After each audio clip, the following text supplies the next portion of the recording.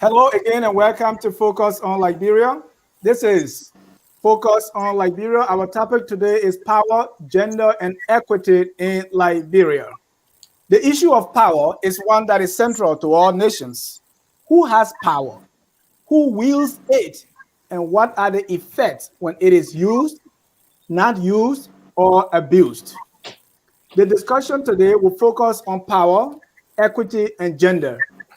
There are disparities that exist between men and women in basic rights, the power differential, and we're talking about Liberia. Poverty does not affect one gender, although it is clear that the face of poverty in Liberia is the female. To access power, groups have to be advocating and agitating for access to the power structure. Is that what should happen? I have my panelists here to discuss all this. Joining us is the co-host of the Literary Hour on Focus on Liberia, Ms. Jackie Sayer. Jackie, welcome to Focus on Liberia. Hey, welcome to Power, Dennis. Yeah, this is high power. Thank you. It's good to be here. Thank yeah, you. and I can introduce our panelists, if I may.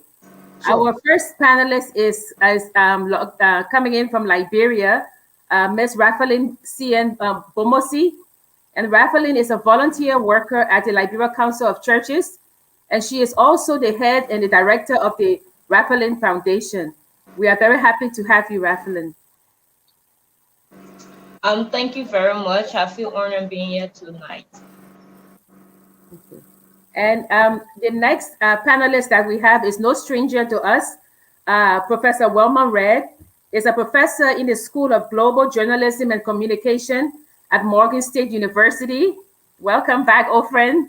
Oh, thank you so much, Jackie and Ja, and hello, Ms. Bomosi. And the third panelist that is on audio right now because of connectivity issues in Liberia is Mrs. Krista Tiakwisil. She's the manager at the call center at the National Public Health Institute of Liberia. Welcome, Krista. Well, thank you so much. I'm happy to be on this platform today. Okay. And the next panelist who is desperately trying to get in is Ambassador Robert Yasso Lomia II. He is Ambassador at Large at the Ministry of Foreign Affairs in Liberia. And of course, I'll turn it back to Dennis. Thank you, Jackie. In the wake of all the things that are happening in the country, we thought it wise to talk about this very important topic about power, gender, equity in Liberia. So we're going to start by defining our terms. Actually, what is power? And let's and this is a panel discussion, and the panelists and I'm not moderating. They're going to ask me questions as well so that we can discuss. So let's go around the room and talk about power. Jackie. Oh, I think power is authority. I think power is having the authority to impact and effect change, whether the change is positive or negative. Once you have what is, I consider, authoritative stance, I consider that power. Raphaeline, what is power? So I would say, looking at power can be described as the capacity an individual has, like the influence on a person's behavior on others, like their action, their beliefs, and other things as it relates to that whole situation. So power has to do with the belief, the influence one have on the another person when it comes to their belief, their action, and their behavior, the way they do things. Thank you. Krista, you joining us on the phone? Oh, we lost Krista right there. Let me go to Professor Red. Okay, well, for me, I will use one word, and that is control. Control. I agree with the two ladies. Power is the amount of influence. The amount power is being able to exert some influence here and there and control it. The person who is in control has the power. That's the power. Krista, do we have you now? So let's go to a book definition that we put on the board there that you can read. Power, the ability to act or produce an effect. Possession of control, authority, or influence over others. So you got all that right, and we put all that in one word and say this is power. Crystal, do we have you? And let's talk about power, and the next word is equity, because when we define these terms, and then we can move on to the discussion. Crystal, do we have you now?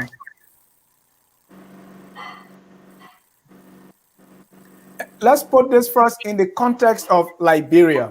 When we talk about power, does this discussion, first of all, Raphaeline, is this a discussion of power and equity?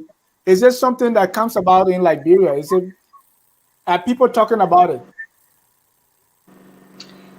Yes, people are talking about power in Liberia, especially when it comes to the misusage of it. So it has a good and bad side. You have influence to do over people to do the right thing, and you also influence them to do the wrong thing. So also talking about equity, people talking about that a lot in the country. So let's talk equity now. Crystal, you with us. What is your understanding of equity?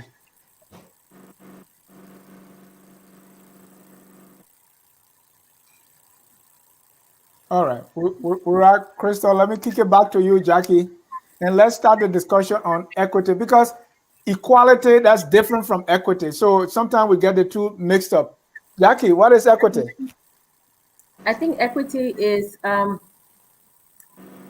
it's I would say it's equivalent to equality and not equivalent, because equity means, for me, for my definition, is to make it possible that those that have been affected by disadvantageous circumstances, that you're able to allow things or make things happen so that they can come to a footing that they're able to maybe participate on a level where you are. So it's almost like building foundations to pull people up. That's how I see equity. Professor Rand, equity, fair share? Okay, 2 words. Fair place, Fair fair play. play, Right. fair play, and also besides just fair play, because you want to be fair to people, the same word, impartiality. Right. You're not partial to one group or the other. Everybody gets fair and equal treatment. Everybody get the same opportunities. Everybody get the same whatever resources are available. Everybody get the same respect. So it's not Crystal, doing one and doing next. That's true. yeah, and let's the discussion flow. Yeah, go ahead, Raphaeline.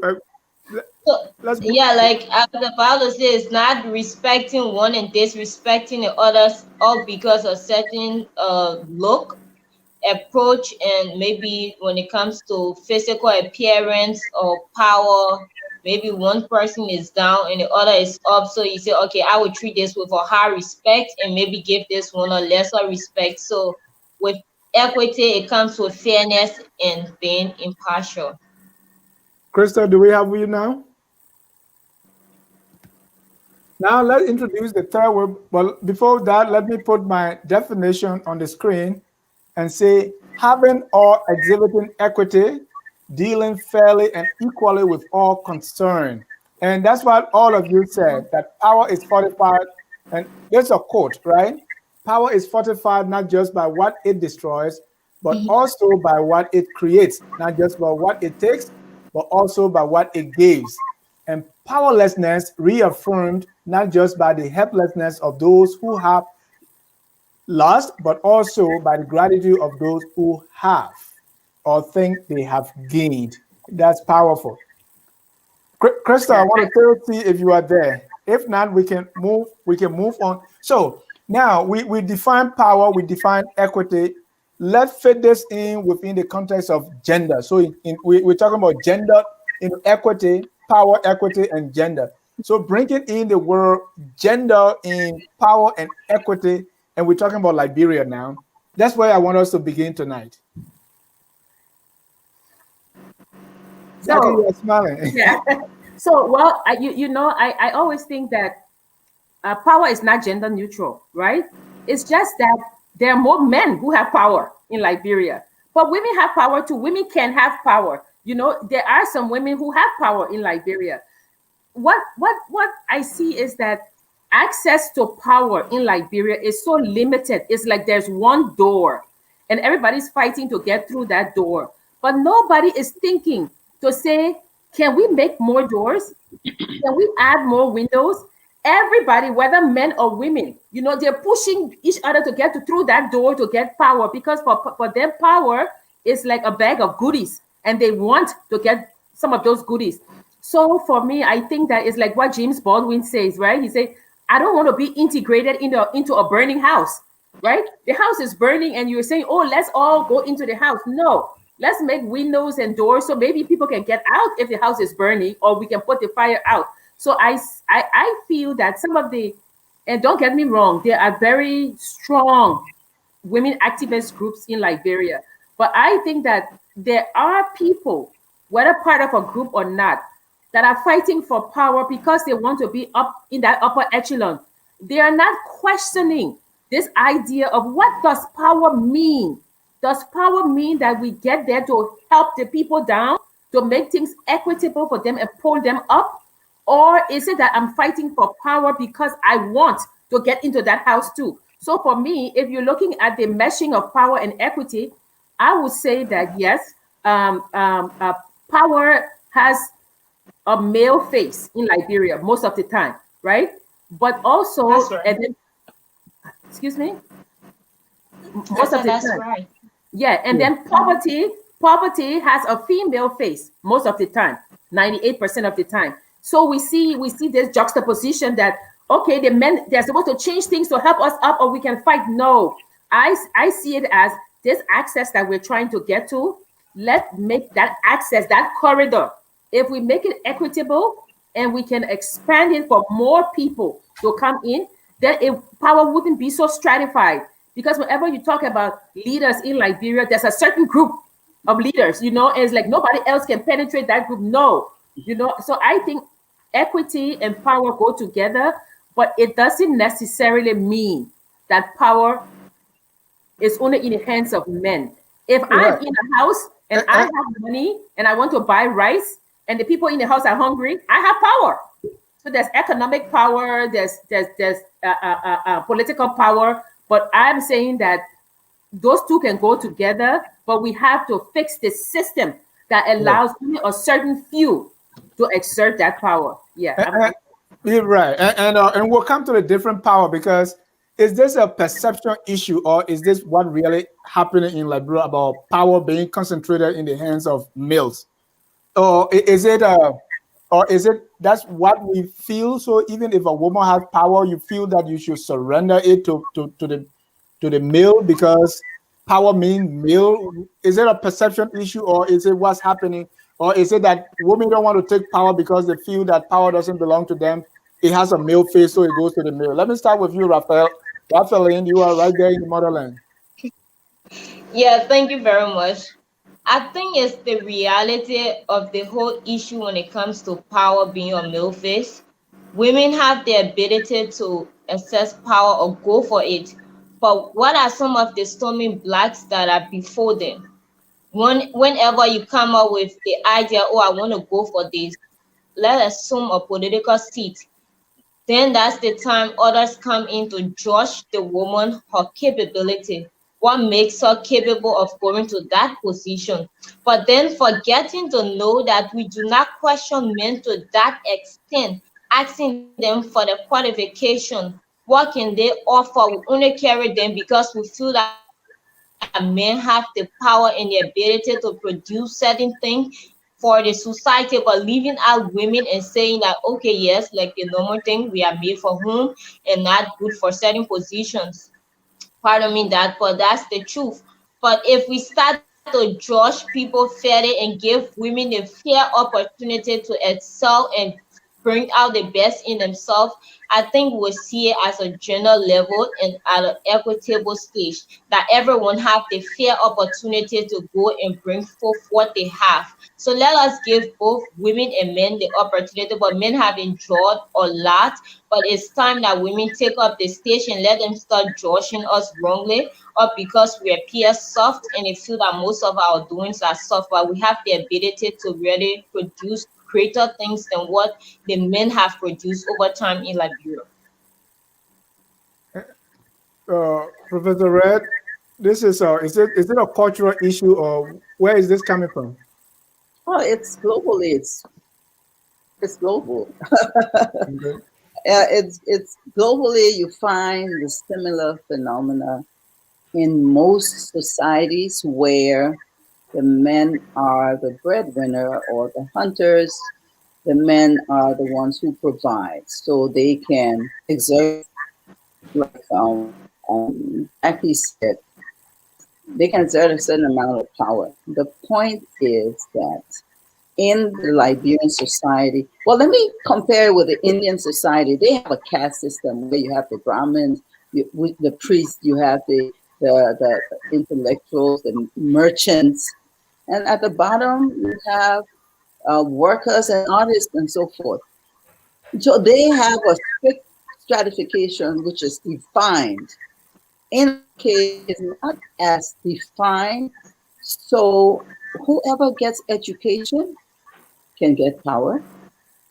Whoever gets money or resources can get power. And whoever gets political positions can get power. So those are the ways people are able to have access to power in Liberia. And we find that oftentimes young ladies were not sent to school generally in some regions as the men were. So right there, you're going to have a disparity. On top of that, some women made it very well. Even historically, we had women who owned businesses and were rich and exerted some power. But it's not the norm. And what we want now for the society to be equitable is for it to be a norm where everybody even in the great United States of America, there's never been a female president. So let's not look at it as a special phenomenon going on in Liberia. That said, we can be ahead of the ball. We don't have to compare ourselves to other countries. Rwanda have more than 50% of parliamentarians and people in position are female because of policy. The government made a decision to make sure women are as educated, are trained in politics, are given money for business, and because of action taken by the government, that whole problem of gender equity has not affected Rwanda, or at least Rwanda has been able to rise above it. So Right. even though societies are built with this kind of male dominance, oftentimes just because of how life is, policies can make a difference. Education can make a difference. Access to funding, access to how to do business can make a difference. And that's why it's very important that you stress that, because anytime we think of power in Liberia, it look to me, I may be wrong, it's like we're looking at political power. But and that's why the emphasis is on how many women are in the seat in Congress and so on and so forth. But power, as you said, Professor Red, comes from education, economic power, even before we even talk about the political power. So if women are getting educated, I don't know, but are we saying that women don't have power, or because they are not as educated as the men, or they don't have much money as the men, and then why? So But Dennis, if you look at it, sorry for jumping in, but if you look at it this yeah, way, it's simple. It's just what Rafalin said a few minutes ago. Because if you look at it, when you try to exert power or whatever that word is, not power, maybe authority, or you want as a woman to have your say, you are labeled as difficult. You know, I mean, Right. I remember they had an article in Zambia where the lady was running for for a seat of parliament, and she went to this town to go and run. And the first question they asked her, "Who's cooking for your husband?" You know, and she was so demoralized. So when Professor Red says that education, yes, but then we look at equity, right? In the past, more men were educated than women, but in Liberia, we did have strong women: Mary Antoinette Brown Sherman, Abiodun Jones, Doris Bank Henrys. You know, Mary Antoinette Brown Sherman was the first woman in Africa to head a university. But I think what happens is that because power, when it comes to women, if you move political power, it has to do with economic independence. So if a woman is in a household with her husband and the husband is working and she wants to step out, and when I say step out, to exert power in the political sphere or the social sphere, the man can say no. And because of her dependence on the man for funding the family, she would say, okay, then I'll sit back. And then for people who are educated women, all society has to do is to put a stigma on them. Oh, look, they are not married. Oh, look, they don't respect their husband. Or, oh, look, you know, they're difficult women. And once they put that stigma on them, right, then you kind of like, you do one of two things. You either push forward or you settle back in the oh, I just don't want to rock the boat. Because even when you're talking to some women in Liberia, you know, they're so soft. They're talking, and there's nothing wrong with being soft. There's a difference between aggressive and assertive. But a lot of our women back home, they always like shrink when they're talking, you know, and we always say, occupy your seat. The seat belongs to you. So it's that perception of, if you as a woman exert power, you're difficult, that makes a lot of Liberian women sit back and be quiet. At least that's what I think. Crystal, are you there now? Because the questions that you talk about being raised when a woman is moving forward for something, those are not the same question raised when a woman is trying to be a chemistry teacher, right? Or a woman is trying to, you know, go to be a bank president. So I see that this challenge or this pushback is mainly political. Raphaeline, you are there. I don't think you have that challenge if you want to teach at a university, or if you want to become or start your own business as in solar energy, or you start to write codes and become and invent something like Facebook. So this is all political, don't you think? Exactly, that's what it is. And sometimes it also has to do with maybe our culture or mindset to with this whole man dominant society that we find ourselves in. So seeing a lady coming up trying to step on her game and stepping out of her comfort zone where they have placed women to be and say, hey, aside from politics, I want to educate myself, I want to do this, I want to do that. Like what ma'am said is that then they think that you want to be hard, you want to be the man. So men also see you as their competitor instead of seeing you as their supporter. So even if you are married, if you have some limited husband, sorry to say, he sees you as his competitor that you want to measure arm with him, and he's not seeing it from a point that, oh, my woman is trying to help our home and to develop herself to bring in more resources and other things.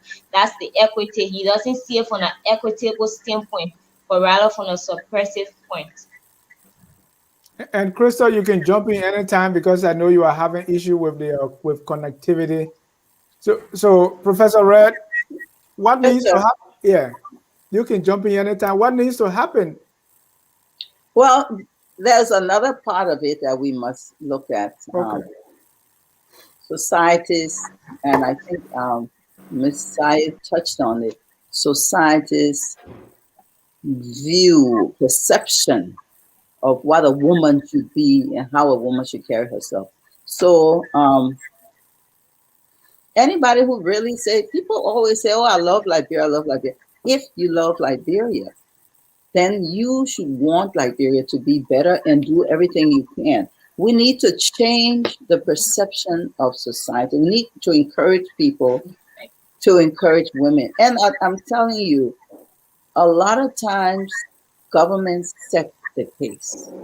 And if they put things, if government comes out and say, we need to give more women opportunity, and not just say it, they do it. Give women serious opportunities. And they open doors like Jackie talked about. If the government sets the pace, I think that society often will follow if they trust the government, that is.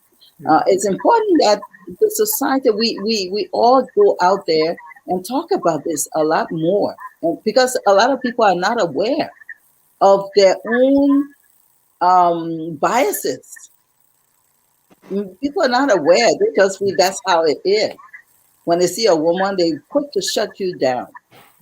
So I've been in places, unless they know me. If they don't know me, they might just totally ignore what I'm saying. I have to fight for people to pay attention. Or if they know you and they know you, person who have exerted some amount of you have some amount of respectability in the society, they will listen to you. But if they just don't know you, and that's the respect part, we don't respect each other unless you got a personal relationship or that person has authority. An ordinary man in the street, can't you respect him? Yeah. We do not respect each other just because they are human being and they are Liberian. It has to start all the way there. The man who's selling market, the woman in the market, the people who are driving the pen, everybody. We don't respect each other unless we have a connection or we have a reason to. That's a bad behavior in the society. And talking about perception and society, to what extent has religion played this role of gender imbalance or power being concentrated one place? I'm a Christian. I know. I read that the woman should be silent. That's the only part you remember, Dennis. And a woman should be silent. Wife, submit to your husband. So let me. And I know religion play a very big role in Liberia. I mean, everywhere we see churches or mosques. So, Krista, if you are there, to what extent has religion play a big role in this?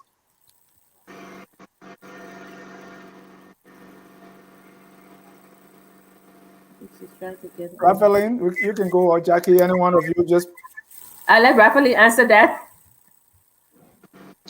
Okay. So let's talk first. I think, can we hear Krista? She was trying to speak. Krista, are you there?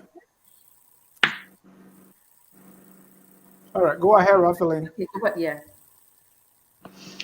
Okay, let's talk about the pulpit, then we can come to the love and submission.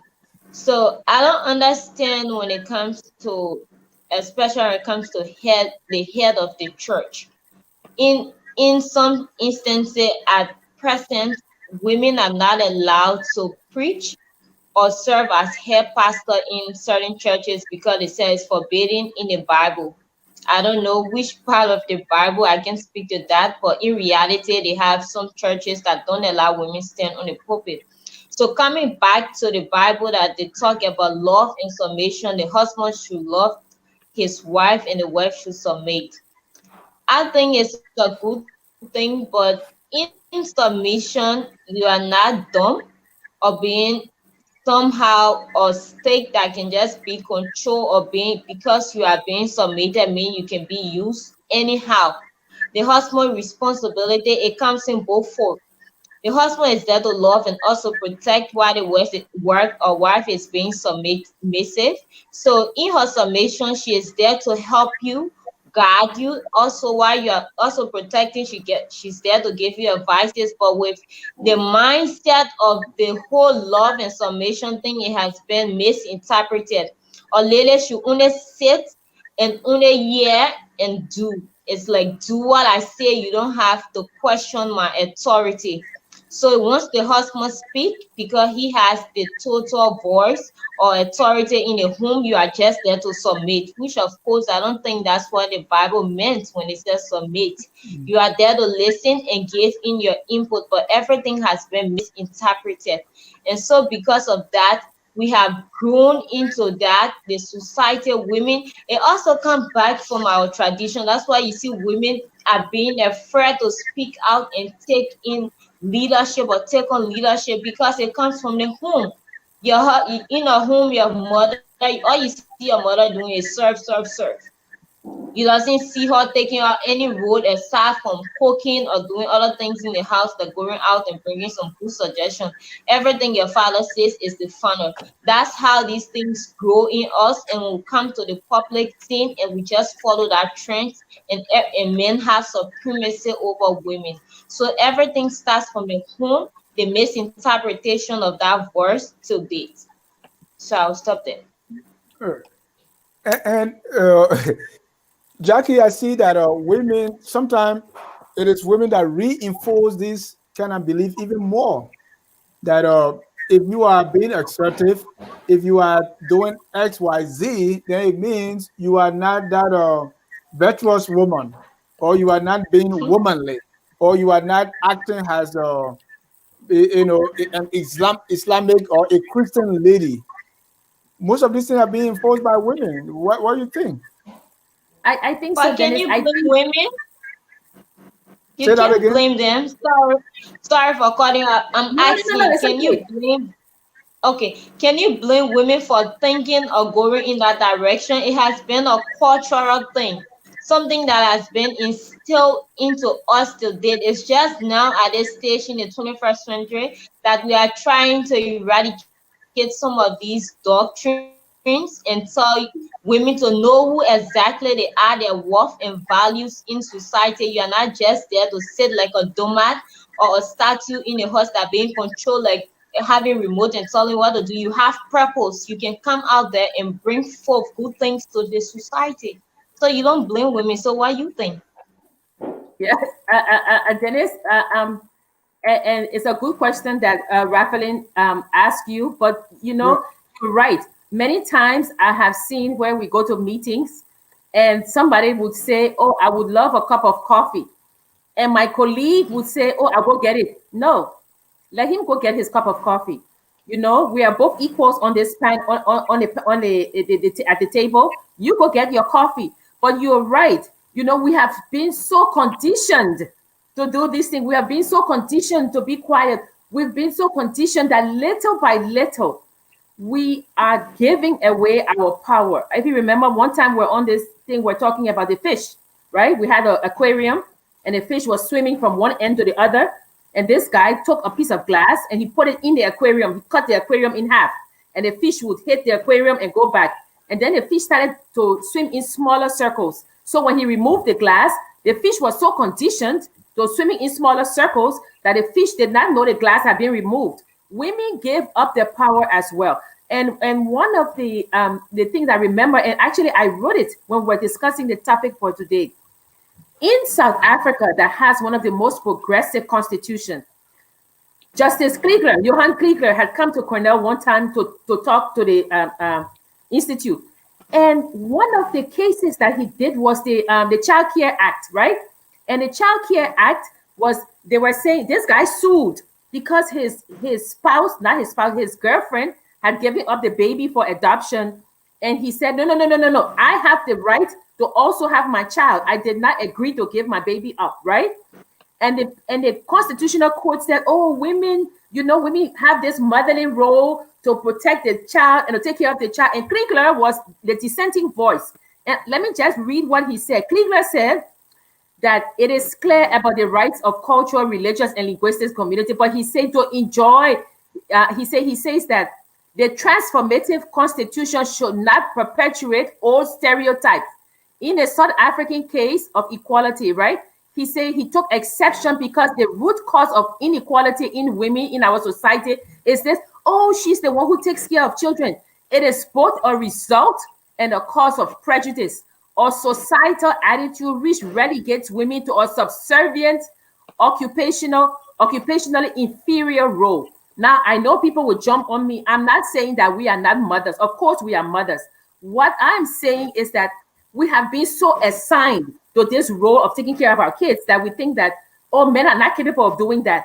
The child gets up in the morning, getting ready for school, and the man say, oh, let me help put the child clothes on. And my child, give me the child, let me put the clothes on. No, you're both parents. So women also give up their power because they have been indoctrinated into this thing of, taking second place in a society. If you both are a couple, you should also take care in the rearing of the children. So Judge Flicker said, we will not have the old stereotype. We will have a transformative society. And that's what I'm saying, that we have to break down these old stereotypes and make women know that they also have a place at the table, not to serve food, but to sit at the table. Yeah, Jackie, I'll let Prof. Yeah, I'm done. Red come in. But here is sometimes what I think is the double standard, right? Because it is not about role assignment or inferiority. It's just that somebody is able to. It's about. It's that. Choose your words carefully. Yeah. I want to be very careful. I want to be very careful here. But it's about someone doing what they know how to do best or better, right? So whenever we go inside, because I have the time when someone called me and I say, oh, what are you doing? I say, oh, I'm washing dishes or I'm cooking, right? The first question they ask is, where's your wife, right? and I think sometimes it's not demeaning. It's not to say, well, but it's like you have two persons, right? One can play one role better than the other, so it means the two are complementing each other, and not so much to say that because this is an inferior role, that's why the person is playing it. So like in the example of bringing the coffee or making the coffee or even making the bed, no matter what I do, my wife makes the bed better than I do. So let me do something else that she's not good at. You can learn. You can learn. I would say I'm the opposite of you. Right. My husband makes the bed better than I do. I get out of the bed. I don't even think of the bed. He makes the bed. So it's a matter of conditioning, like Jackie said. There are men who cook better than women because they were trained from small. So we need to look at, you're talking about a flashpoint in time now.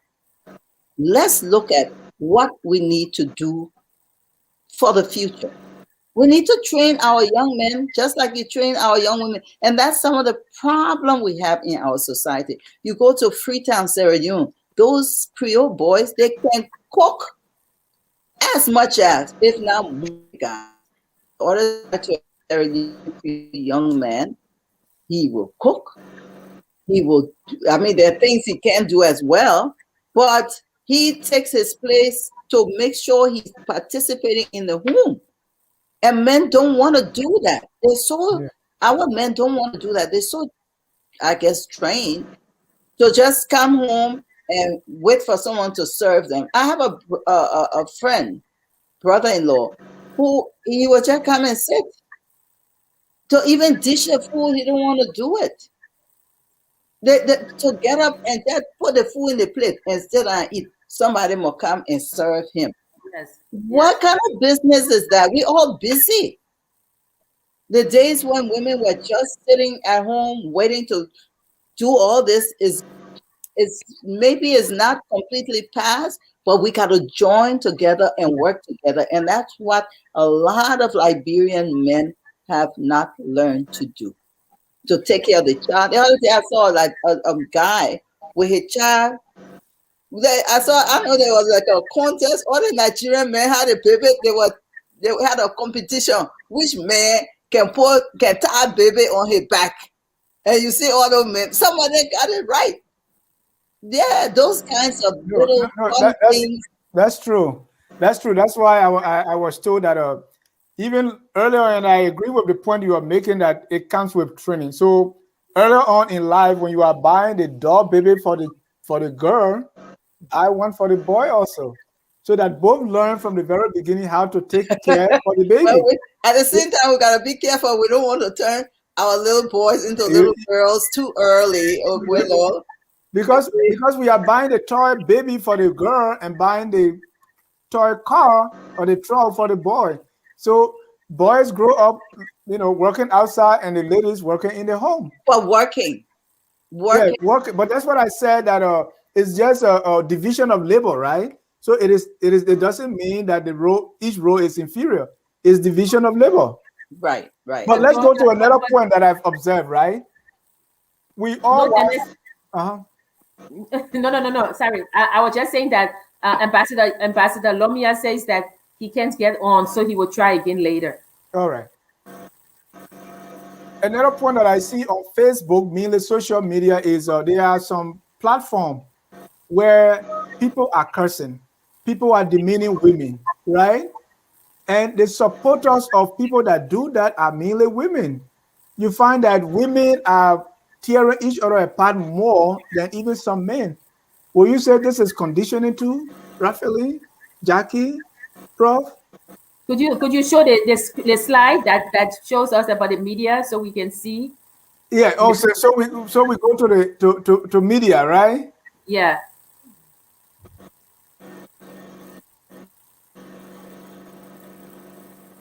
So 46% of news stories reinforce gender stereotypes. 76% of women who have said that they have experienced harassment online. Right? Yeah. So So so so that's so yeah. So my question is, women are doing these things. Is that what they were conditioned to do to other women? Um, I will come in here.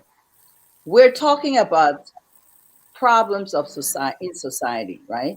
Right. We're not saying these problems. In fact, from the very beginning, we said some of these same problems are perpetuated by women, other women as well. And Ms. Bomusi said that mothers in the home train their daughters to be submissive, just as other women have learned to be rude and not respect each other. So the problem is not with the men, the problem is with the society. We need to learn mutual respect, woman to woman respect, woman to man respect, child to parent respect, parent to child respect. That's a big issue. Anytime I see people cursing, I it's cursing at each other and tearing each other apart. I feel so bad because you can't build a society like that. It is going to tear each other, tear the society apart, and we're not going up to our highest, best, refined qualities. We need to learn refinement, and I think a lot of that can come in schools. Our schools are not doing very well teaching our children what civil behavior is. Civil behavior, it has to be learned in the home and in school. And that's the part we're going to come to closely. Like how do we change this? Crystal, are you there? Can you hear me? Yes, I Hello? can hear you. Okay. What's your contribution? I don't know how much you heard. Yeah, so and talking about the society and power, we think about how the upbringing from home first. We look at our boys and our girls. What are the impacts the way we raise them impact them for the future? Like if you give a boy or man role that he's supposed to be served and not serve others, he's gonna grow up knowing that he's supposed to be served and look down on the girls. Especially if you make his sisters to be the one to always cook, to always serve him, and he sit and get served, he's going to grow up not respecting women in society because that mindset is going to be there from the very beginning that I'm the man, I'm the head, I make the decision, I'm the boss. But if it is the other way around, have him cook as his sisters will cook, have him do the dishes as his sisters will do the dishes, and let him have that mutual respect for his sisters, for female in general, that they are equal, he's gonna grow up respecting women. So, Krista, what about the next question about women not respecting other women? Yeah. So when it comes to that, Um, there are so many factors that we can consider for that. Some are insecurities. uh, Sometimes some women feel so insecure and they don't know how to fight their insecurities. The only way they think that they can do that is to feel secure, have a sense of security, is to bash other women. So that's their own mechanism in making themselves feel secure. So what do we do in that instance? Teach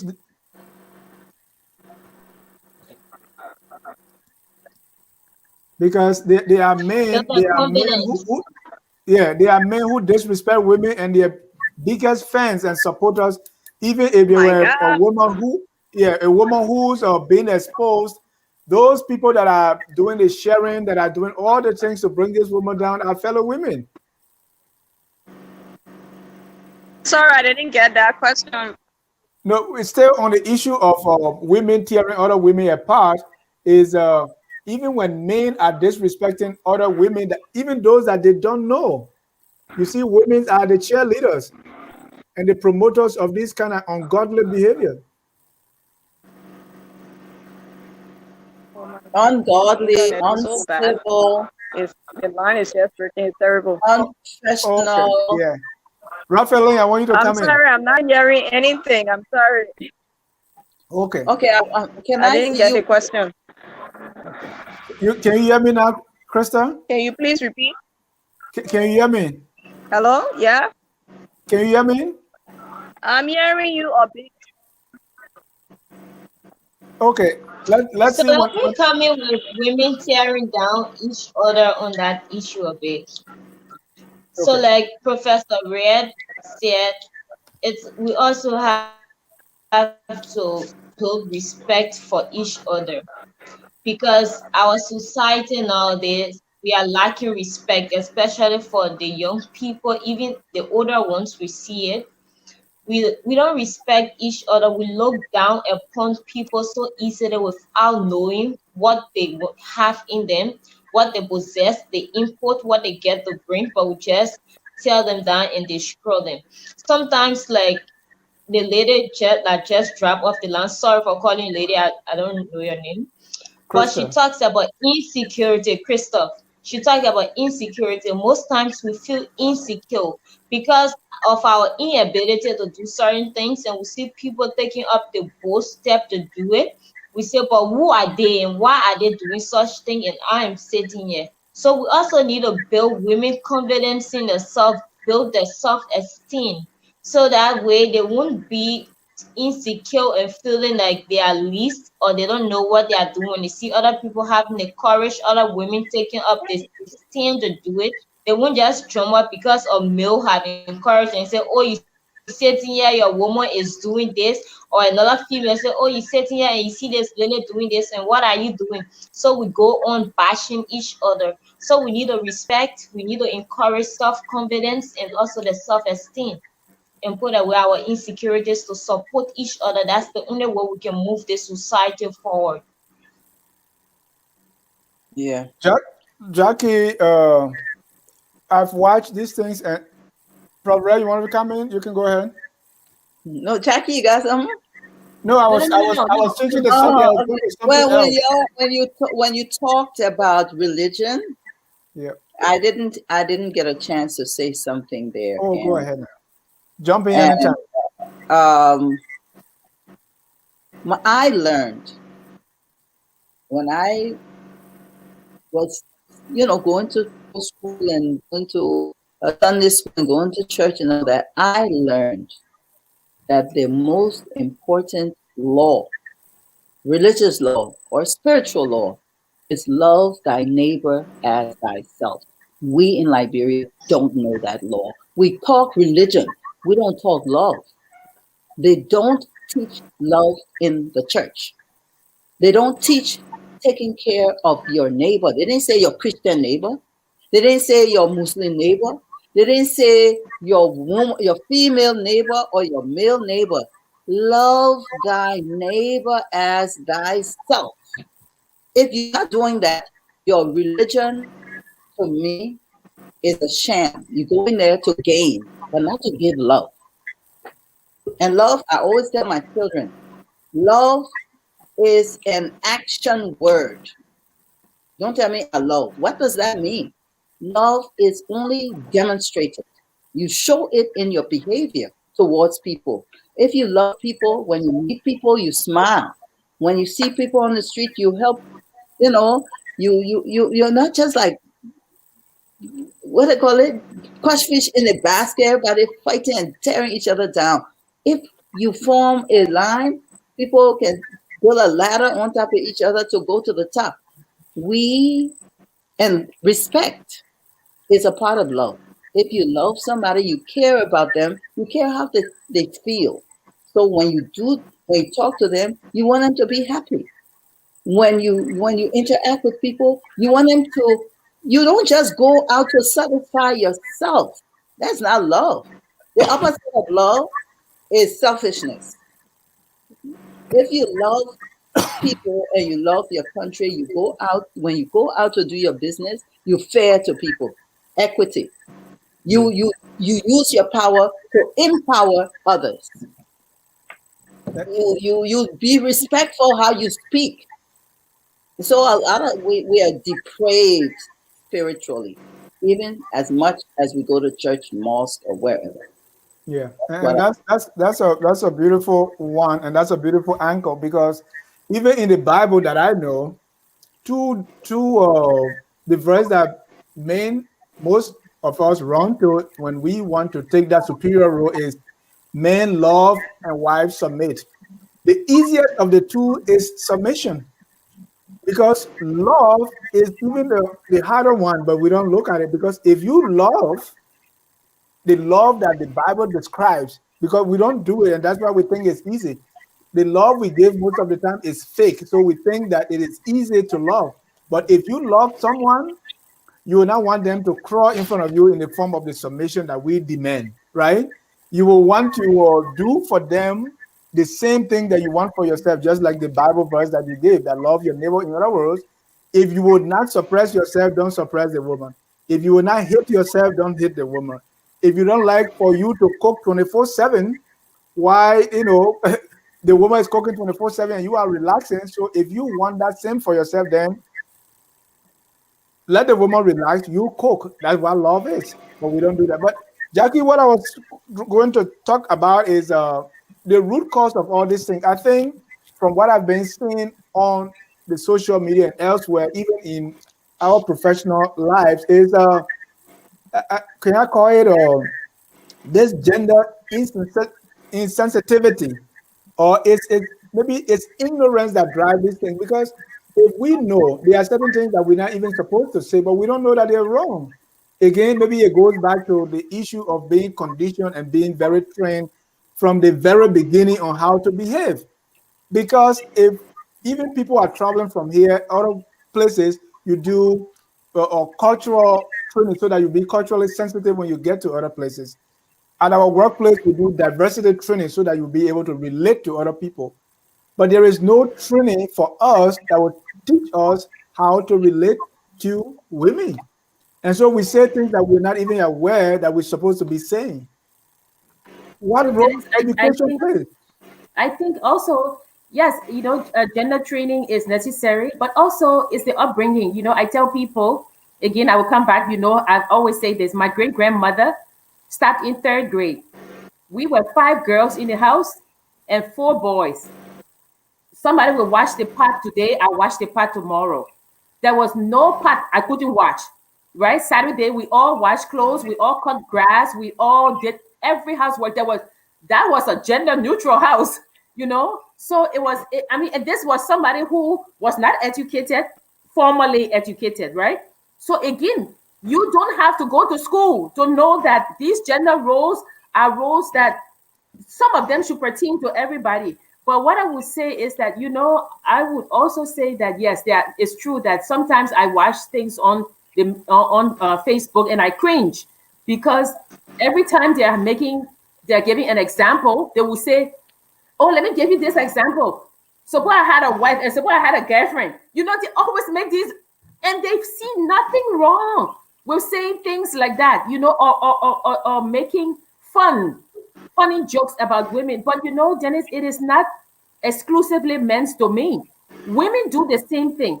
I have said this on this on Focus on Liberia. I go to Liberia every year except last year, and I have been in cars with friends who are up there, and you see a young girl passing. She's pregnant with a baby, and they will say, "Look at that one. Yeah, she can't keep her legs closed." This is a woman saying this. We can be in a car driving on a road, and you see a mother. She has a baby on her back, and it's raining, and we have an empty car. And this woman would never say, "Oh, let's bring this woman in."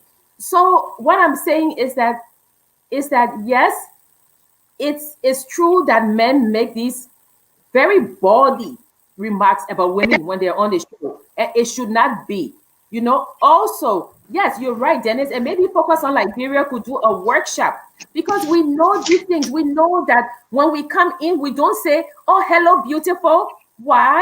Because you're relegating this person only to the outer appearance. You have said that to them. Why you don't say to a man, "Hello, handsome"? So those things is like, it's like I've forgotten the lady who headed the Washington Post before she saw Catherine Graham, right? She said when she walked in the room, she would see all these men, and the men would shake each other's hands, and when they reach to her, they want to give her a kiss. No, you shake her hand, because there are equals in that room. I am not saying, Dennis, that it's not right to say, "Oh, hello, beautiful." I'm not saying that. But I am saying, when you are in a room where it's not the beauty that matters, but it is the intellect, you don't relegate that person to the second place by saying, "Hello, beautiful, hello, pretty. Oh, what a woman got to say." No, you don't do things like that. And yes, people go through and they learn. And I'm sure that every Liberian here who's in higher institution have gone through these workshops. You don't say this. You don't give somebody perfume. You don't give them soap. You don't do this. We have workshops that teach us, and these are the things that I'm aware of. So what I'm saying is that, yes, it will take a while. I know that. But one thing is that all of these talk shows should have accepted norms to say, "Look, we don't do this. We don't do that." I mean, like now we wanted to have Ambassador Robert on the show, but he couldn't come. But you're the only man, and we're bouncing off you. But maybe next time we can have more men on the show, because he couldn't get in. But what I'm saying is that we're trying to have, as much as possible, a gender neutral place. And when you talk about elections, voting for women doesn't necessarily translate into women fighting for women's rights. Some of those women are only fighting to get in there. And when you come to equity, while we're talking about equitable resources as well, you and I were discussing about family planning. Family planning, the demand for family planning has spiked up 70% in Liberia, and the budget has been cut down to almost 1,000, cut almost $4,000 off. So we're saying that when these women go into these higher offices, they should agitate for equality and equitable resources.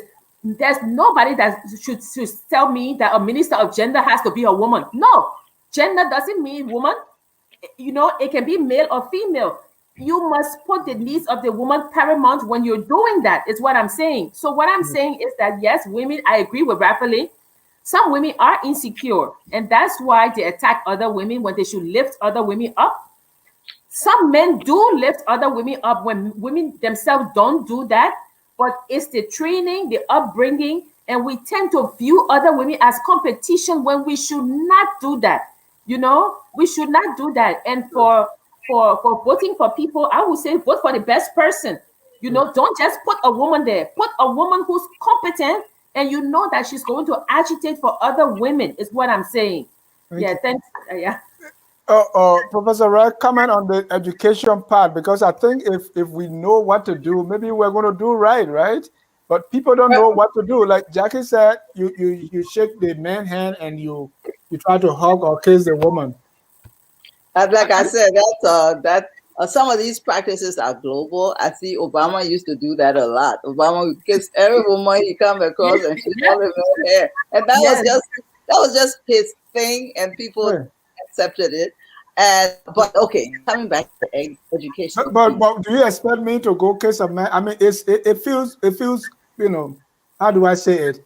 It feels it's good a to do it. training. I think Obama was trained to greet women that way, and it was a very safe. It was a very non-sexual gesture on his part. But sometimes when someone say to you, "Oh, beautiful," the context in which they Yeah, that's say why I it, said the context. Yeah. and if it's a sexual overture, you're taking it back. Are you making a pass on me in a meeting like this? Or if it's just, oh, you really look beautiful today. Because in other words, I mean, like Jackie said, it's best to avoid the ambiguity just in case, so you don't say things like that you So, look very nice. And so sometimes it's very harmlessly said. But when we come to the education, really, the curriculum of Liberia needs an overhauling. And the way I look at it, education should serve to solve problems in a society. yeah, The system, it should prepare young people to become productive citizens. The education, K to 12 especially, it should teach them respect.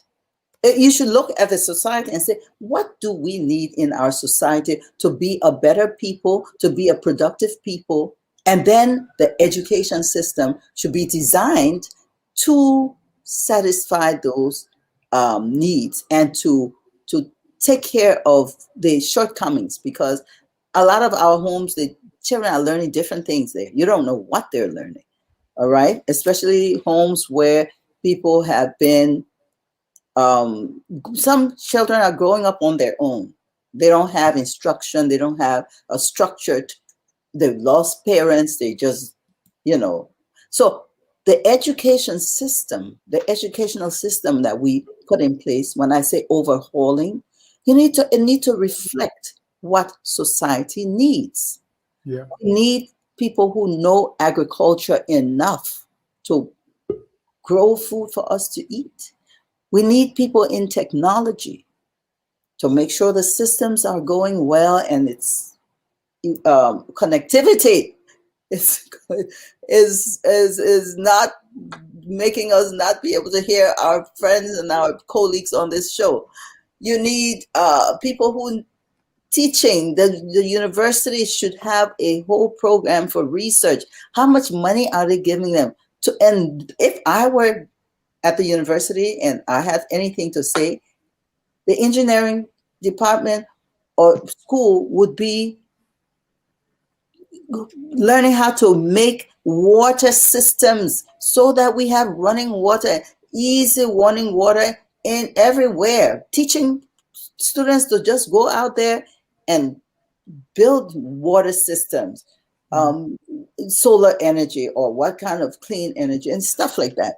The school system needs to reflect what society needs and satisfy that. yeah. So, Respect is important. all right. So at this time, let me hear from Rafaelin, if you can say something. I know the internet is giving trouble, so you can make your final comments, and if you have to drop out because of the internet, then that's fine. Rafaelin?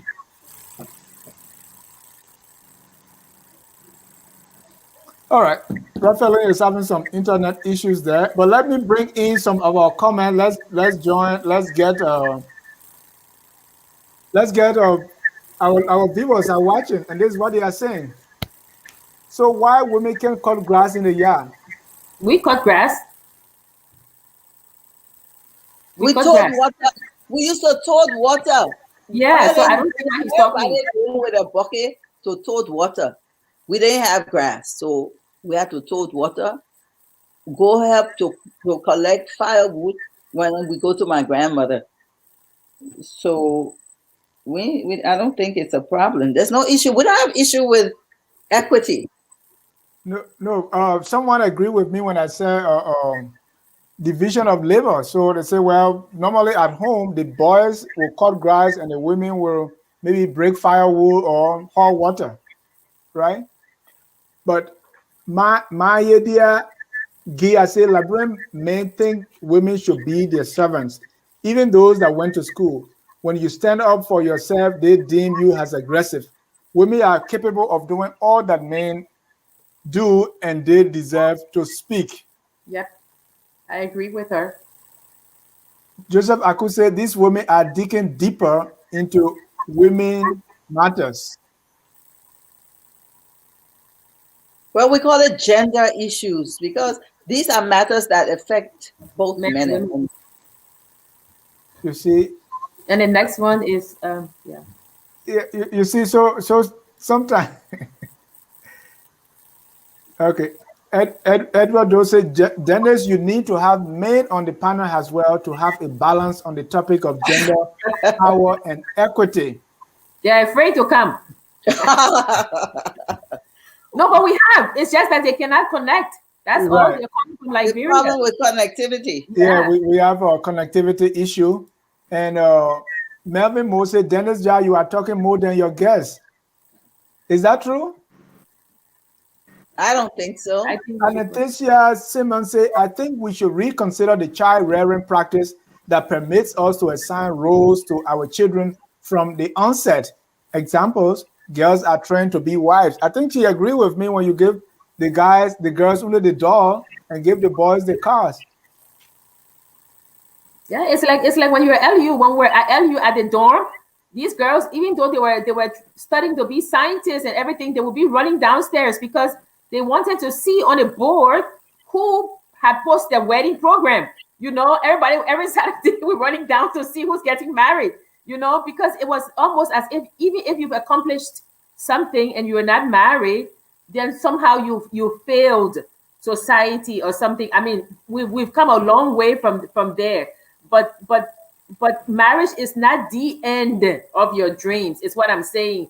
That is you can continue. You know, I guess depending on the person you marry or not. But I remember at LU that we every Saturday we're looking on the board to see who's getting married.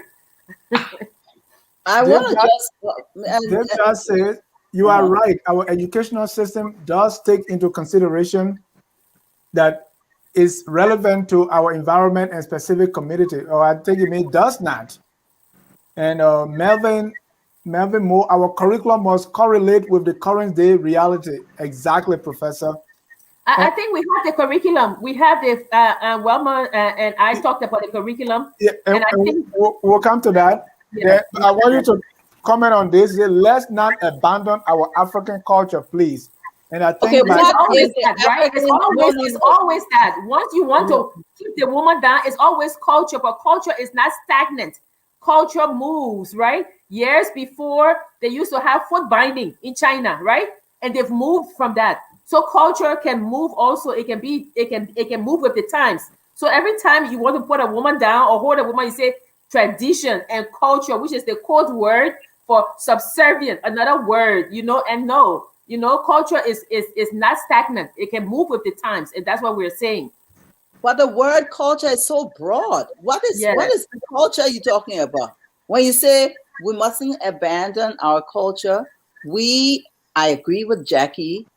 As society develops, you hold on to the best part of your culture, and you let go those aspects of your culture that is either going to suppress or whatever. There was a time when slavery was really a culture. For about so many years, hundreds of years, slavery was all the people in the South knew.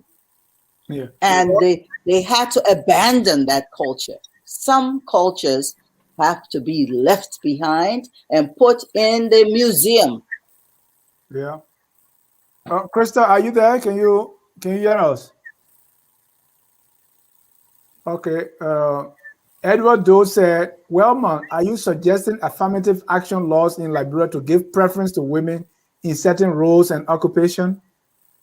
No preference. Equity, that's the word we're using here. And equity means equal rights, equal opportunities, equal Treatment. aspect, treatment, equal resources, access to resources, equal. Thank you. Raphaeline, do you have something to say? I see you having problems. Zui Kali say our cultural, religious, and societal norms are perceptions play a huge part in to the extent to which women are recognized or silenced. Josh Toto say, I think Liberian women have broken the barriers for women's participation in public policy. The likes of Angie Brooks Randolph, Mary Antoinette Brown, Ellen Johnson Sirleaf, Madame Swakoko, the list goes on. And I want us to talk about that a little bit, right? Is that true? Is it because of what Swakoko did, Ellen Johnson Sirleaf, or Angie Brooks Randolph, Jewel Howard Taylor? What does that suggest? What does it signify? It means we have a gender equitable society, or women have power. What does it tell us? A few women have slipped through the crack. 7. You named 7 women over a 170-year history. 5 women, 10 women. So yes, there have been some women who have pushed them. Pushed! Because what did they call Ellen Johnson Sirleaf? Iron Woman. Which means she wasn't really a woman. She was pushing like a man. And there was a lot of comments about that. But how many, what percentage of women have access to the kind of power we're talking about? Miata Dakina say, this is a great topic. Thank you, Focus on Liberia, for this important topic. Martin Zinwe say, what is the difference between power and status? Does power give you status in Liberia, or status give you power? Professor Red, you talked earlier about that. Yeah. People with status often have power. And so if you get a position and you run for office and you get that status, you generally have some power within that sphere where you work, within which you work. And there's a lot of people with power who don't have that status. Some people have different kinds of power. There are people in the society who are maybe religious leaders and they have influence on their flock, but they have, because of that, they get some status in society. So yes, I guess one reinforces the other. What do you think, Jackie? I think you're right. Yeah, power and status in Liberia almost synonymous. Yeah, you're right. They reinforce each other. Abitala says she likes the saying, Jackie, occupy your seat. Yep, you have to occupy your seat. That's your seat. And Kafumba, who talked about the African culture, came back and said, equity in Liberian context has many layers to it. Let's deconstruct it holistically. Kafumba, we want you to say more. Well, I can offer, so you have the gender equity issue where you have people, women and men. So people look at the gender aspect to it, the differences, right? And then, of course, there was a time, or there is a time, where you have people from one ethnic group or another, where there may be tensions there and people exerting power along ethnic lines. And we want to stop all of that, all of those differences that people use to control people because they are not like you, or to treat you differently, or bring you down because you're not like me. I'm not the same a tribe or ethnic group as you are. I'm not the same gender as you are. or whatever differences. So there are different levels, yes, but why don't we treat each other fairly, which is what equity is about? Let me get the last comment here, and we're going to wind this down. Edward Dose, Jackie Sayer, that is not true. If stigmatizing is the issue, why then Ellen Johnson Sirleaf was not stigmatized? I think our women have to break out of the mindset and be more assertive, see career and leadership roles in our society. Jackie, I see you, you kind of cringe. You don't, Well, he said that's not true, and I don't know which one is not true. I mean, no, I can't go back. What is he talking about? About women okay. stigmatizing other women? Right. I think he said if that were true. So let's pick it up from here. Say if that were true, Ellen Johnson Sirleaf wouldn't have reached how far she reached. But it goes back to your to what you said earlier that you're talking about 5, 7 women in the midst Yeah, of a yeah. million. Ellen Johnson was stigmatized. I mean, maybe not by all women, but I mean, I'm sure she had her share. You Yes. know, I have to say this. Ellen was very hard on a lot of the men. She just rammed them down and pushed her way. She didn't get there because she didn't accept. She didn't get there by accepting the discrimination that she would face. They tried, and she just used both those of power against them. Yeah. And the whole concept of being an iron lady, like you said, means that hey, this is out of the ordinary. That's why they call iron lady. Iron Lady. Yeah. Let's conclude on this this picture, and it comes on with equity, power, and gender that we're talking about.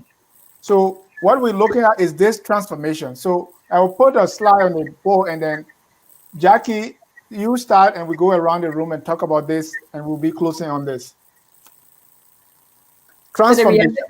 the reality, yeah. So we're looking for a transformation. The reality is that there are some people that are very low, in society with no status, and they cannot see. And actually, the fence, I would call it access to power, access to the full range of services that Liberia has to offer. Then we have people in the middle who can see just a little bit, and those people actually are striving to get to the higher rung, and that person is way up. Now, equity is when you make things balance, so all of you have the same access, right? Now, equality is that people can come up, right? You have equity is built in, and you can raise yourself up. But why not move the fence? That's liberation, right? So you move the barriers for everybody. So now everybody can see everything. So everybody have the same access to the resources. Everybody has the same access to whatever vision for them for their own achievement. So that's what this picture is very good, because it's saying that there are barriers. You're going to help people to navigate those barriers, and then you're going to remove the barriers for true liberation and transformation. So yeah, this picture is very good. It explains everything. You explained everything so well that I couldn't help but to say amen. I talk about and this is kind of unrelated but the same thing. In Liberia, what happening now is everybody is giving money for tuition, right? And that's linked to the picture. That's what I wanted to say. At the university, the president offers say free tuition. You will create a problem, we put a barrier, and then we try to solve it by giving it free, YX free. So why not? So you want to give, or you want to make it equal, you give everybody some money. Or you want to make it equitable by giving people or making it that equal access. But why, as you said, why not move the fence? Why not look at the issue that is causing this for us to pay money, and then make the remove the fence so that everybody have that equal access. So in the same way, we create these conditions. We don't try to solve these conditions, and then we're giving people handouts, we're giving people position and places, or some wrong to stand on. Just remove it so that we have an equitable society. Professor Ray, your take on Oh, that? sorry. Well, yeah, I mean, I agree with removing the fence, of course. And the people who's supposed to remove the fence? Who's moving the fence? Those with power. So someone, people with power need to remove the fence, and that should be their job. Removing the fence to lack of education, removing the fence to lack of good health care, removing the fence to cultural barriers to growth, removing the fence to inequities in gender. So the people in charge are supposed to remove the fence, but I think we all can play a role. What are we individually doing? When we interact with women or men, forget about gender for now. When you interact with anyone, are you respectful? Do you speak to them with harsh words for no reason? Do you show them that they are worth something? We all need to reinforce and try to acknowledge each other as being human beings in our society. Not whether you got money or not, whether you got power or not. Do we treat each other fairly? We have a role in this. Yeah. Do we treat our women, our daughters, and our sons fairly and the same? We have a role, not just the government. Definitely, we have a role, and we at Focus on Liberia, we are playing our role tonight by bringing you this edition of Power, Gender, and Equity in Liberia. My guests have been Professor Wilmot Red, Jackie Sayer, and also we have two that have been coming in and out, Raphaeline and Krista. Let me put on a few comments and then we can get your final statement and close the broadcast for tonight. Dave Jassy, if the good women of Liberia, like your panelists, sit back, the corrupt politician will continue to trample over us. And then Tessia say, ha, indeed, few women have slipped through the cracks. The glass ceiling is still up or the fence is still there. Moving the fence, this is what I want us to conclude with, because like in the area of gender equality right now in Liberia, or the imbalances that we see, how do we move the fence? And that's what I want you to add in your closing statement. Krista, are you there? Can you say something to close? All right. So let's go around the room now for our closing statement, and we can include how we can remove this fence so that we have equal access to justice, to opportunities, to economic, political, and social power. I will give Professor Red the last word. So let me just put my 2 cents in first. I think the most important way is through education. And as we say, the people who have power now, they have access to the resources and they can make it equitable.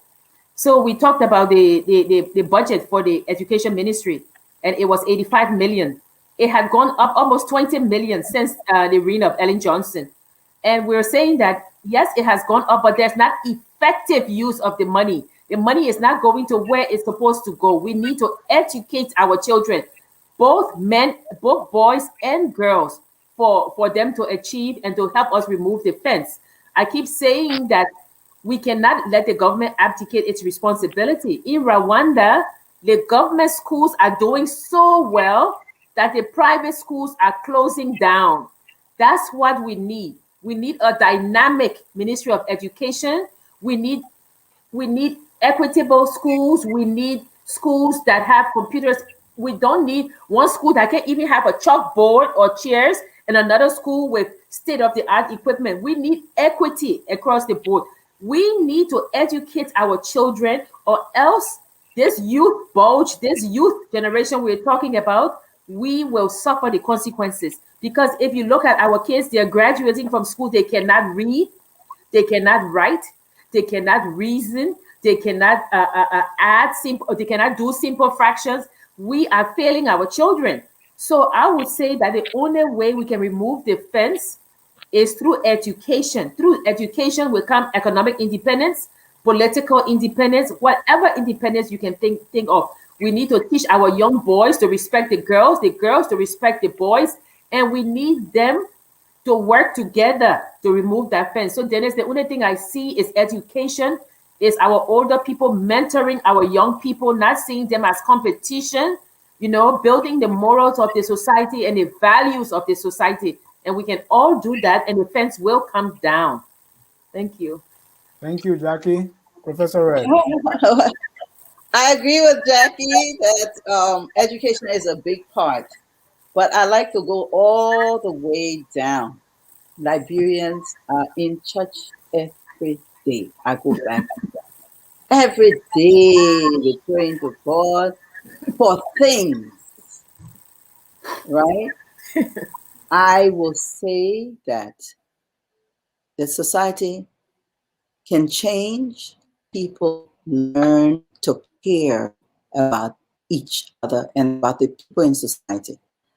If you learn to care about the girl who comes to clean your house and be fair with her, the driver who's driving your car, you don't keep him up whole day, whole night, up and down, up and down. You don't get him 5 cents more to take care of his own life. You only pay his salary. We need to learn to take care of each other, care about each other. Not just your people in your tribe or your ethnic group, not just your family and friends, not only the people who were with you when you were campaigning. You are in charge of the country. Everybody in the country is your responsibility. If somebody not eating today in Liberia, you're responsible if you're the person in charge of the country. And that's how bad it is. You're in charge of all these 4 million plus people. Are they all eating? Do you care? Do they all have electricity? Do they all have water, clean water to drink? That's your responsibility. You have to care that everybody there has access. They can get it if they want it. And I think that the heart of the country has to change. We got to stop being selfish. We got to stop taking from each other. When we do it, you carry your little business, there's somebody want to steal it from you. Or somebody, you eating, you got your little chicken in your yard, the neighbor send their child in the night to go steal your chicken to cook it. All those kind of all those bad behaviors. Stop. We cannot just blame the government. Each Liberian, your heart is responsible for how the country is today. Each one of you who go to church, go to mosque, and wherever you go, you are individually responsible for the country. The country is only, the entire country is about its people. We comprise the country. And if each one of us is behaving poorly and badly towards our neighbors, you're responsible. Thank you. The government has a big responsibility, but you have that part of the responsibility that your life touches. Do it properly. Care. Love your neighbor as yourself. Thank you. Smile. When you see people, smile.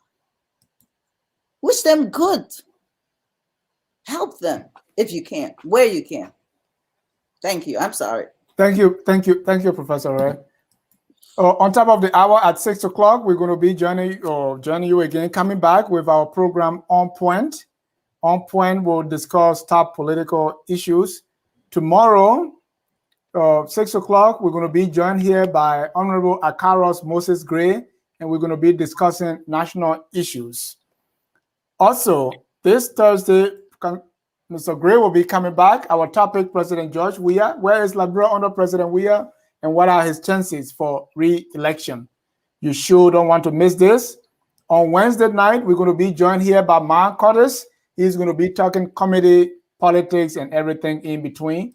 Then next Sunday, we're going to have the Universal Jurisdiction, Liberia Transitional Justice Process, a review of the TRC process. Our guest is a PhD student, Tene Dalie. You don't want to miss it. Well, I want to thank you so much for your time tonight, and thanks to all of our viewers for watching, even those who will watch later. We want to say always, always tune in to Focus on Liberia, where we educate, we elevate, and promote all things Liberia. The topic tonight, power, gender, and equity. Whether you believe that our African tradition means suppressing women or not, whether you believe that it is things should be equitable, defense should be removed, or the woman should learn in total quietness and submission. It doesn't change the fact that we are all Liberians and we must do whatever it takes to make our country the glorious land of liberty. Good night and God bless you. We are Liberians.